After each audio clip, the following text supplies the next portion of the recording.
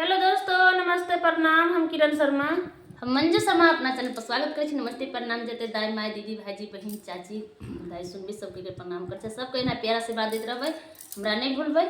बहुत प्यारा सा बेटी विवाह गीत गाबे जा रहा छी। बहुत दर्द भरा बेटी विवाह गीत है। सब जरूर कमेंट करबै। जरूर जिनका घर में बेटी कुमार रहे छै उनका घर में जरूर माय के ध्यान रहे छै कि कत जमाई भेटत, केहन बेटी के बर भेटत। हरदम मन में ख्याल से रहे छै।